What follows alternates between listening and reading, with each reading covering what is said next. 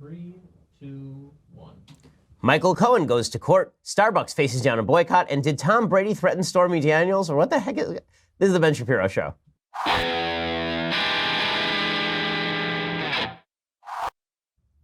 So the reality TV show simulation in which we have been living continues apace today.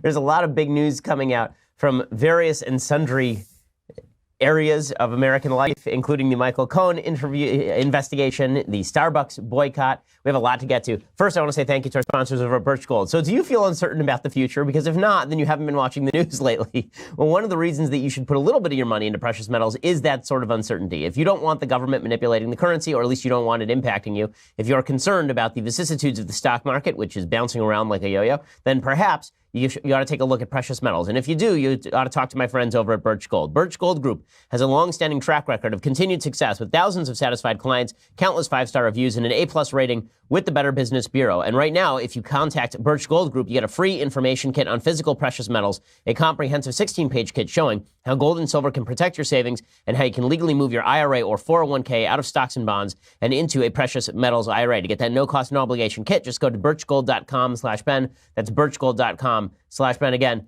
these are the folks that I trust with my own precious metals investing. I'm not saying take all your money out of the stock market and put it into gold. I am saying that you should have at least a piece of your money in precious metals to hedge against inflation and hedge against volatility in the marketplace. Birchgold.com/Ben to get that free information kit. Birchgold.com/Ben. Use that /Ben so they know we sent you. Okay, so the big story yesterday, of course, was that Michael Cohen's lawyers went to court to try and get access to the information that the FBI had seized from Michael Cohen last week. So as you recall, last week, the FBI raided Michael Cohen's office. Michael Cohen, of course, is the personal lawyer to President Trump. And they raided his office supposedly on the basis of some sort of violation of federal law by Michael Cohen that would have violated the attorney-client privilege. So what allows them to raid an attorney's office? Well, there is a crime fraud exception to attorney-client privilege. So if I am your lawyer and we have privilege, right, that means that typically the FBI is not allowed to search those documents or look at those documents. However, if we are combining to work in illegal fashion, if you and I have decided that we are going to commit conspiracy to defraud the government, for example, then attorney-client privilege does not hold. You have to show good evidence. You have to go in front of a magistrate judge. You have to get that approved for a warrant by the DOJ. That's exactly what happened. So they seize all of this material from Michael Cohen's office, and they don't just get a little bit of the material. They take everything. So now Michael Cohen's lawyers go to court, and they say, we would like access to all of that information. We want to know exactly what it was that was taken from Michael Cohen's office so that we can go through and make an argument about what it is the FBI should see and what the FBI should not see. They wanted a special master appointed. A special master is a person who is not related to the case, who can actually look through all the documents and determine what ought to remain privileged and what ought not to remain privileged. And yesterday, the court ruled sort of in Cohen's favor, sort of not in Cohen's favor. According to the Associated Press, a judge considering how to handle records seized in an FBI raid on President Trump's personal attorney wrapped up a hearing into the matter Monday without making a final decision. U.S. District Judge Kimba Wood, who has been linked to a bunch of sort of lefties, including George Soros. But again, I think that's kind of weak. I don't think that Kimba Wood is doing the satanic work of George Soros or anything stupid like that. She says that she trusts prosecutors to review the materials, but may allow a neutral third party to weigh in as well. Lawyers for Trump attorney Michael Cohen, according to the AP, had asked for the appointment of a so-called special master to review the material and make sure nothing protected by attorney-client privilege winds up at the hands of investigators. She was saying, well, normally there's what is called a taint team, and then there's a clean team. Of course, we're going to end up in a situation with Stormy Daniels and Donald Trump where a taint team was called. What a taint team actually is not some sort of pornographic term, although it may very well be. I don't know enough about pornography. But a taint team in legal parlance is a group of people in the FBI whose job it is to look at the documents without actually turning over the main documents that are privileged to the prosecutors. So they are sort of a separate team that looks through and says, here's what prosecutors are allowed to see legally, and here's what they're not allowed to see legally. As a first step, the judge told prosecutors to put all the seized documents into a searchable database and share it with Cohen's lawyers. The hearing followed a raid last week on Cohen's home and office. The search sought information on a variety of matters, including, of course, the $130,000 payment made to porn star Stormy Daniels, who alleges that she had sex with Trump in 2006. This has been the least satisfying one-night stand in Donald Trump's long history of one-night stands, I think it is fair to say. Okay, well, one of the other things that happened in court yesterday, and this is what made all the headlines, is that Michael Cohen has he says he has 10 clients. So Michael Cohen is not a very good lawyer. Okay, I know he's not a very good lawyer because he went to one of the worst law schools in America. And now Michael Cohen has a very select group of clients. He has 7 people who he apparently represents legally, and then he has 3 people for whom he's a lawyer, but he doesn't really do legal work for them. He sort of does other work for them. One of those people was Donald Trump. And so Michael Cohen was presumably making payoffs on behalf of Donald Trump to people like Stormy Daniels. And the second person that he was representing this way was Elliot Broidy. Elliot Broidy, of course, was the former deputy finance director for the RNC. He just had to resign last week after it came out that Michael Cohen had shelled out $1.7 million to some woman to pay her off to have an abortion, a Playboy model who'd had sex with Broidy and then got pregnant, and he paid her to have an abortion and then cover it up.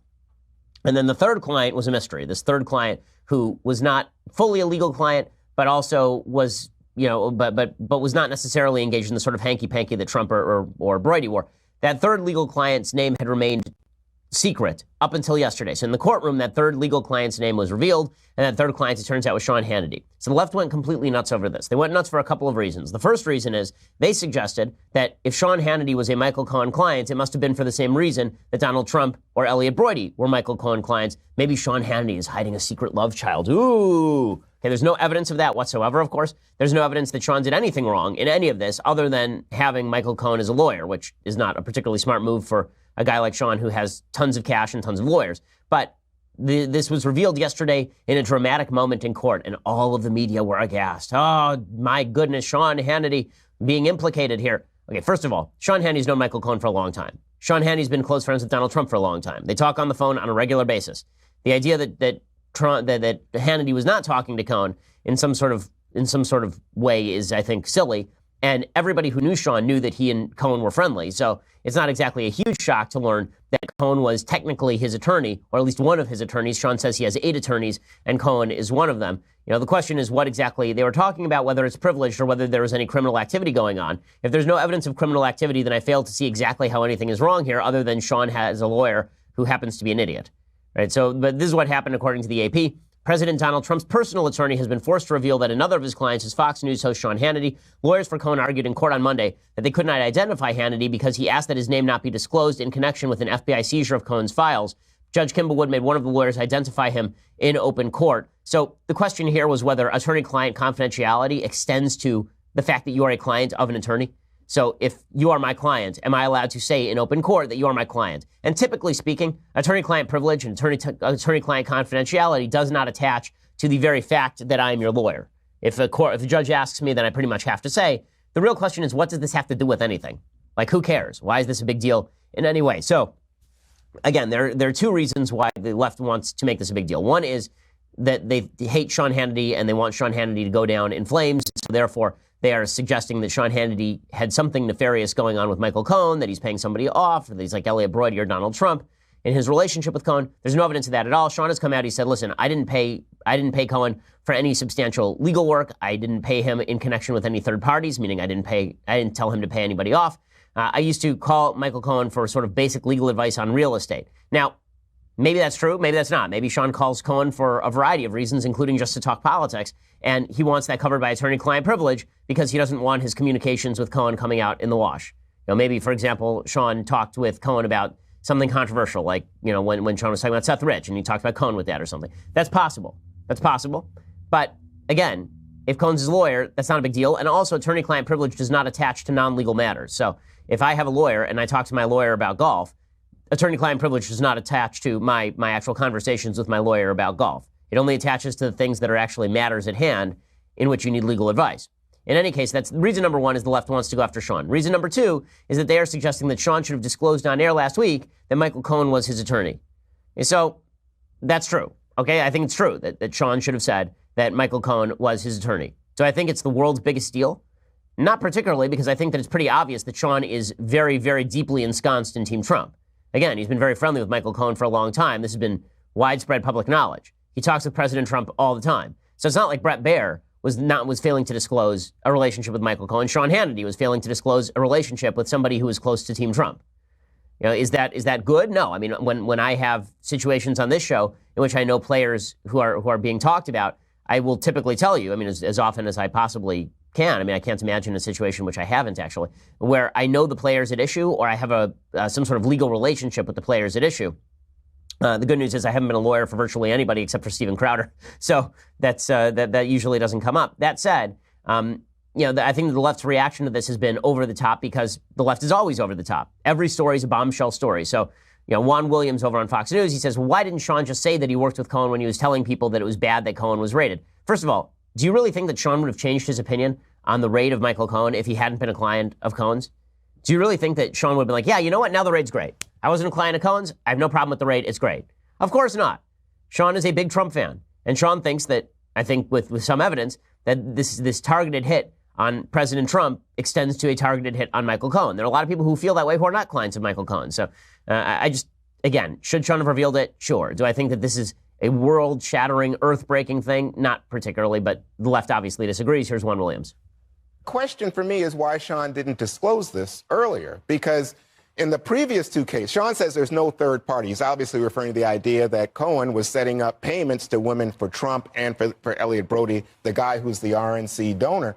And I don't think there's any evidence of anything like that with Sean Hannity. But why, when Sean was on the air strongly an advocate for President Trump, not saying, hey, I've got a relationship with the lawyer, I think that's a question as to hasn't he done that? Okay, and I think that there's probably some truth to this. Again, Sean should have just said, listen, I have a legal relationship with Michael Cohen. I know Michael Cohen. I think he's a good guy, or we talk a lot, whatever it is.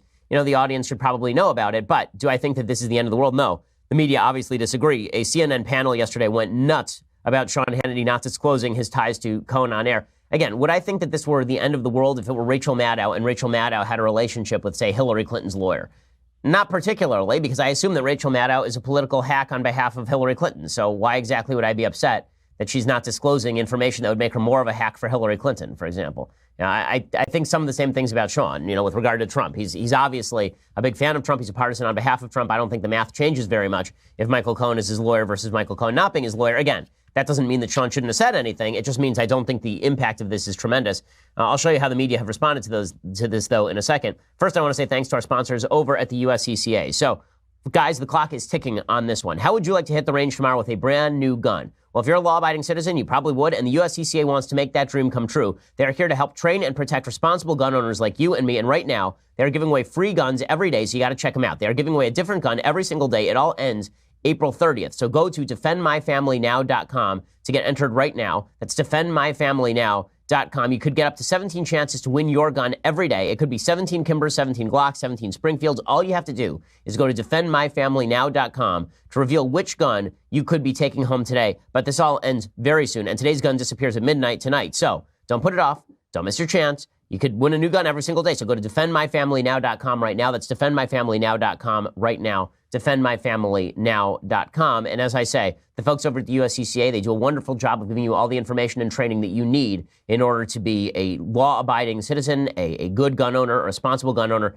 the kind of gun owner that makes the country safer, not less safe. Well, that's what USCCA does for you. If you want a chance to win that gun, and there are 17 chances, go over to defendmyfamilynow.com to get entered, defendmyfamilynow.com. All right, so the media have decided that it is the end of the world that Sean Hannity did not disclose his relationship with Michael Cohen. Again, I think Sean should have. Do I think it's the end of the world? I really don't. But here's the CNN panel yesterday going nuts over all of this. I think we're seeing how this really tight-knit universe works. And if it is right that this wasn't ever about a third party, this was about Hannity calling up just seeking legal advice from Michael Cohen once in a while. How can you be going on the air every night talking about Michael Cohen, defending the president, and have this relationship you're not telling your viewers about? That is certainly sketchy at the very least. Well, you're either someone's attorney or you're not. And you either have attorney-client privilege or you don't. That's what I don't understand here. Does Fox News know, or did they know that he had this relationship? And if they didn't know that, I mean, he hung them out to dry as well, exposed them to a challenge to their credibility, which is not a good thing for any news network. But we're not talking about a straight reporter. We're not talking about Bret Baier. We're not talking about Chris Wallace. We're talking about Sean Hannity, who's been maybe the most partisan host on behalf of President Trump since the election cycle. So, again, I don't think the impact here is tremendous, but the left uses any excuse in order to try and knock hosts off the air. You saw a couple of weeks ago they tried to knock Laura Ingraham off the air because she said something untoward about David Hogg, the Parkland survivor. And now they're trying to knock Sean off the air on the basis that he has conversations with Michael Cohen on an infrequent basis, apparently. Representative Jerry Connolly, who's a Democrat, he says Sean Hannity should be fired over all of this. Of course, he thinks Hannity should be fired every day of the week. And now what we learn is, as he's defending the president's lawyer on television, he has a conflict of interest, an ethical conflict of interest. He is one of those clients. He never revealed that. And I think that's a big stain on certainly Mr. Hannity, but also Fox News. So what do you think Fox News should do? I think they ought to fire Sean Hannity. We are so far down the rabbit hole at this point. Does anyone remember where this started, this whole thing? This whole thing started with an accusation that the Trump campaign was colluding with Russia. What in the world does Sean Hannity being a client of Michael Cohen's have to do with Trump and Russia? What does any of this have to do with Trump and Russia at this point? Right? This is how far afield we have gone. And it gets even worse. Okay, we're going to talk about Stormy Daniels in just a second. She appeared on The View today, and she just, I thought, made a fool of herself. But what she did, but again, what does any of this have to do with anything? Not much. Now, does it expose Trump to legal jeopardy? Sure, because, Trump is exposed to legal jeopardy in a variety of ways. But again, I think that the reality TV show simulation in which we live has become too bizarre even for me. And I usually enjoy the bizarre nature of all of this. Okay, so meanwhile, Stormy Daniels, the porn star from such great flicks as The Witches of Breastwick, was appearing on The View. Now, remember, Stormy Daniels is only on TV because she signed an agreement with Donald Trump's lawyer, Michael Cohen, to take $130,000 to shut up about that one time she had sex with Trump back in 2006. Okay, and now there's a claim that there was a campaign finance violation because Michael Cohen funneled money through an LLC, and it wasn't Trump's money, and it wasn't a campaign payoff, and so it's an in-kind contribution. Okay, the case here legally is somewhat weak. It's not the strongest case in the world, but this is the only reason Stormy Daniels is relevant. I recapitulate this because I think it's important to recognize that while we are stuck in the tawdry details of the president having sex with a porn star, and the media are trying to generate a narrative of Stormy Daniels as some sort of awesome victim of the system here, Stormy Daniels is not a victim of the system. She had voluntary sex with President Trump. She signed a voluntary agreement with then candidate Trump, and then she took the money until she decided not to take the money anymore. Okay, so Stormy Daniels is not a victim here. She herself says she is not a victim here. The only situation in which she said she was a victim is she suggests that back in 2011, a member of Donald Trump's entourage, somebody related to Trump, threatened her in a parking lot because she was going to talk about her sex with Trump in Touch Weekly or some such nonsense. So she was on with the ladies of The View today.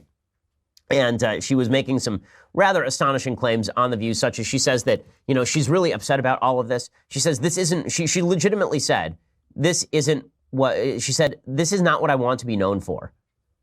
You are a porn star, lady. Like, this is not what you want to be known for. You don't want to be known for being part of a giant presidential scandal because you'd rather be known for the lesbian sex scenes that you did that are available on, like, Google Images. Like, that's what you'd rather be known for? Like, that's your thing? Again, I don't think it's not like her other life accomplishments have been obscured by this. She's getting paid more to strip now than she ever was before. She admits this. Okay, but it wasn't just that. She then revealed a sketch of the guy she says threatened her in 2011. Now, again, I found that whole story less than credible, that some guy came up to her in a parking lot and threatened her. Do I think it's completely non-credible? No, maybe it happened, maybe it didn't. But this is the sketch of the guy. He looks exactly like Tom Brady. Like, exactly. She said this happened in 2011. If I could show you a picture of Tom Brady from 2011, he had exactly that hair. So Tom Brady, as we know, is very close with President Trump, obviously. And so it's all beginning to come together. This whole scandal is beginning to come together. President Trump nailed Stormy Daniels in 2006 on a voluntary basis, consensual basis. In 2011, he sent Tom Brady in his off hours to go and threaten Stormy Daniels in a parking lot with her child present. And then Tom Brady went on to be participant in Deflategate. I mean, listen, we cannot trust Tom Brady. This man right here, untrustworthy. Okay, Tom Brady is the reason that everything bad has happened in the United States for the last 15 years. I think that is eminently clear from this sketch that we have now seen. Pretty amazing. Pretty amazing. So, Tom Brady, I've also heard suggestions that this is young Willem Dafoe, or that there are a lot of suspects that this is Michael C. Hall from Dexter, and so Stormy Daniels is lucky to be alive.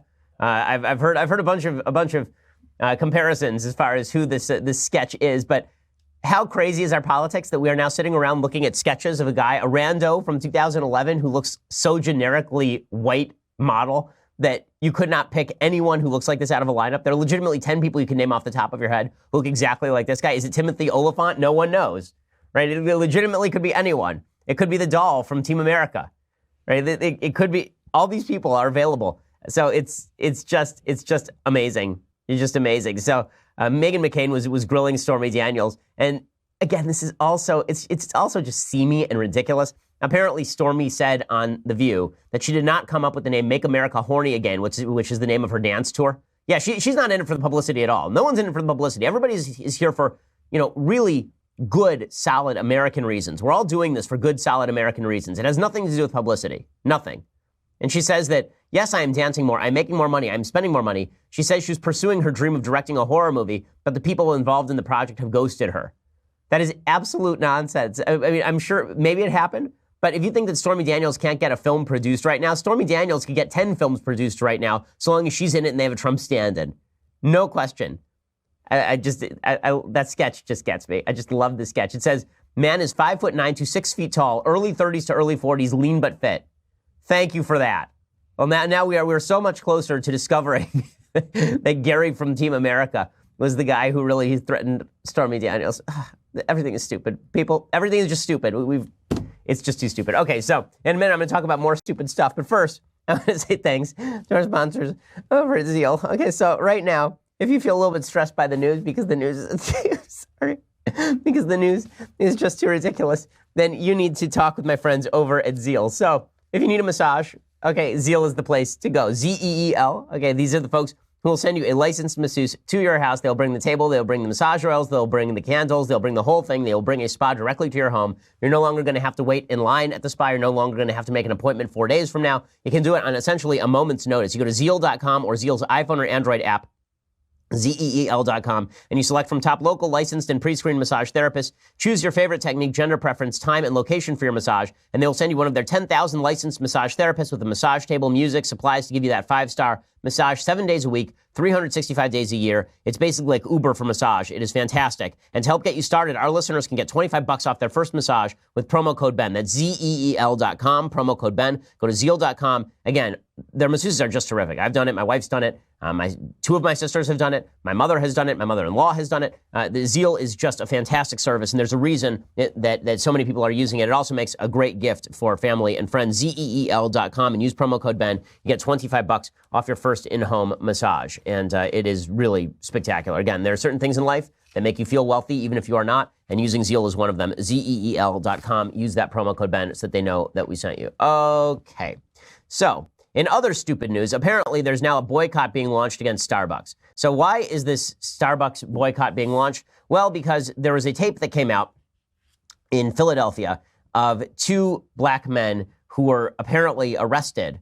This is clip 8. Two black men being arrested because they supposedly asked to use the restroom, and they were told that they could not, or they were hanging around I think it was that they were hanging around the Starbucks for like 15 minutes waiting for a friend to arrive, and the manager called the cops on them. Here's the tape of it.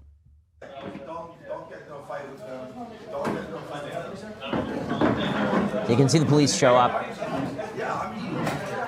and they're talking to some of the people in the establishment. What did they get called for? Because there are two black guys sitting here meeting me? Yes. Well, what did they do? What did they do? Did someone tell me what they did? They didn't do anything. I saw the entire thing. They didn't. What did they do? So the cops were called apparently for trespass, and they took these two guys away. The guys were later released, and Starbucks has apologized for the entire incident. The boycott Starbucks hashtag has been trending on Twitter. Apparently, there are a lot of people who are legitimately going in and just yelling at people at Starbucks. Like they're just going into Starbucks and yelling at the baristas at Starbucks, which is completely useless. The men were accused of trespassing. They said they were simply waiting for a friend before ordering. The video shot by customers is very hard to watch. The actions in it are not representative of our Starbucks mission and values, said the CEO of Starbucks. He said the basis for the call to the Philadelphia Police Department was wrong. Philadelphia's police commissioner on Saturday defended the arrest, saying his officers had to act after Starbucks employees told them the pair were trespassing. It's not the police's fault, right? The police come and they're told somebody's trespassing on private property. They have to make the arrest. I mean, they can't sit around and quibble over who made the call, why the call was made. They initially make the arrest if the people refuse to leave. These guys apparently refused to leave.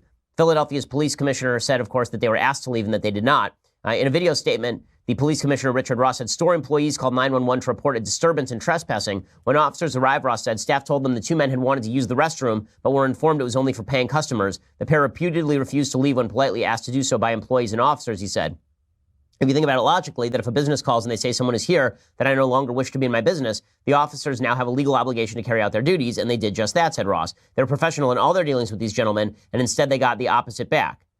And then Ross, who, by the way, is black, said he was acutely aware of implicit bias. He said, we are committed to fair and unbiased policing. Anything less than that will not be tolerated in this department. The two men were released after Starbucks said they were no longer interested in prosecuting them. Starbucks, of course, apologized for all this, and now they are pledging that they're going to give all of their baristas sensitivity training, implicit bias training. First of all, implicit bias training is completely useless. Okay, the studies on implicit bias training demonstrate that implicit bias itself is not a good gauge. Implicit bias, for those who don't know, if you've been in college recently, I'm sure you've taken this test. An implicit bias test is you sit at a computer and they show you a series of faces, black faces and white faces, and then they show you on the other side of the screen a series of words, good, bad, angry, smart.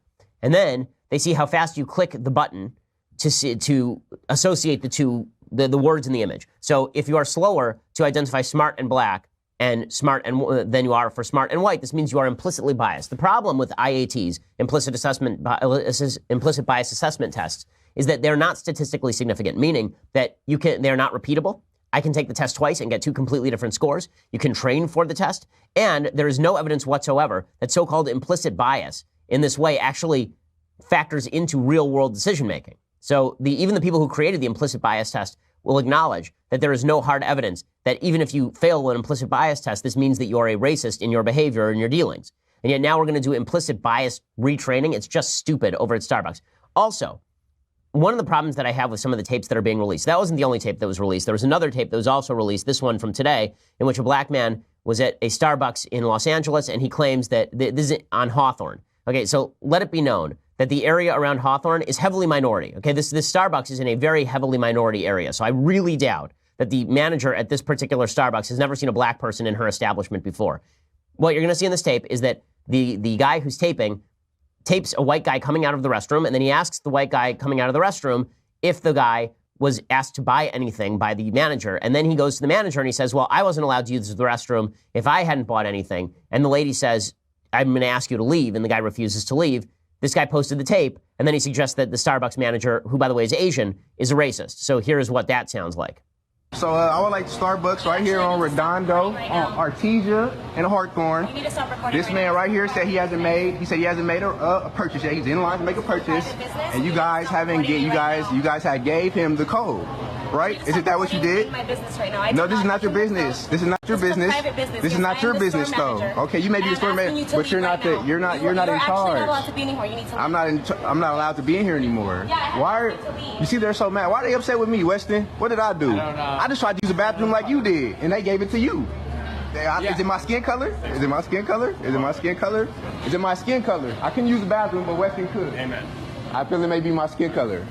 Hey, but this is about to be on social media. It's about to go in the shade room. Okay, so Sean King posted this, the columnist for the New York Daily News, and he suggested, of course, that this is just demonstration of more implicit racism on the part of employees at places like Starbucks. And here's my problem with tapes like this. We don't have the whole tape. Okay, we don't know what happened in the 10 minutes prior to the tape. All we know is this guy walks up to the manager, and then he suggests that he's not being allowed to use the bathroom because she's a racist. At one point, she starts to say, no, I'm actually asking you to leave because, and then he cuts her off. So how are we supposed to know why the manager did this? You know, we don't know what happened in this original store in Philadelphia. And there are a couple of witnesses you see on that tape that there's a white guy who says these black guys weren't doing anything, but we don't know when he came in. We haven't heard from the manager. We don't know what the manager had to say about the situation. Again, Philadelphia is a very heavily black town, so I can't imagine this Starbucks has never had black patrons before. I can't imagine that blacks are barred from the Starbucks over there. All I'm asking is, I'm suggesting that we may not know the whole story here. Maybe we do know the whole story. If we do know the whole story, then the employee should be fired, right? But if we don't know the whole story, then why are we jumping to the conclusion that Starbucks employees are essentially racist, especially in areas where they're dealing with black folks all the time? Is it possible that the people in Philadelphia sat down at the table and asked to use the bathroom, and then when they were told they could not until they bought something, they just refused to leave, and they just stayed there? Is it possible that they're acting threatening toward the manager? I don't know any of this, right? It's all speculation. It's possible that everything I'm saying right now is completely incorrect, but you don't know either, and neither does anybody else. The media don't know. Presumably the manager knows. Presumably the people who were involved in the incident know, but we haven't heard from the manager. We still haven't heard a defense from the manager of exactly what happened inside that Starbucks. And now we're going to retrain thousands of employees across the country, including black employees across the country, in implicit bias without knowing the whole story. This is one of the things that just drives me up a wall. If you're going to suggest that there is implicit bias, if there's some sort of evil racism rampant throughout American society, at least give me the whole story. At least I have to have the whole tape. There are racists. Okay, and we've shown some of those racists over the past couple of years on this program doing overtly racist things, and we have called them out on it. But if I don't know the whole story, am I going to jump to the conclusion that this guy's telling the truth? That conveniently, the very day after a national controversy involving a black man not being able to go to the bathroom in a Starbucks, another manager across the country, on the other side of the country, did the exact same thing to a black man? Do I think that that's a little convenient for the narrative? I think it's a little convenient for the narrative. I don't think this is a massive, widespread problem all across the country. And by the way, when my kids have to go to the bathroom at Starbucks, I buy something at Starbucks. And if they asked me to leave a restaurant, I would leave a restaurant. But again, it's, I think people are apt to jump to conclusions that please them most rather than waiting for all the facts. As I say, if the testimony of these folks is true, then the person should be fired. You called the cops on someone for no reason, you should lose your job. However, I want to know the entire story. And this is, again, one of my pet peeves, is people using selective evidence to back the idea that America is systemically racist or systemically sexist. So there's another story that I want to tell you about. There's a woman named Alyssa Nutting, appropriately named, who's complaining about sexism in American society for a very, very stupid reason. I will tell you about that in just a second. But first, you're going to have to go over to Daily Wire to subscribe. So for $9.99 a month, you can get a subscription to dailywire.com. When you do, you get the rest of my show live, the Andrew Klavan Show live, the Michael Knowles Show live. You get to be part of my mailbag on Friday, so ask your questions and get all of your questions answered. It's just awesome. And for $99 a year, you get all of those things, and you get this, the Leftist Tears Hot or Cold Tumbler, which you will enjoy, which you will just savor. Every last sip from the Leftist Tears Hot or Cold Tumbler is ambrosia from heaven. It's the nectar of the gods. So check that out for $99 a year. If you just want to listen to the show for free later, go over to iTunes or YouTube. Please subscribe. Please hit review and give us a nice review if you can. We are the largest, fastest growing conservative podcast in the nation.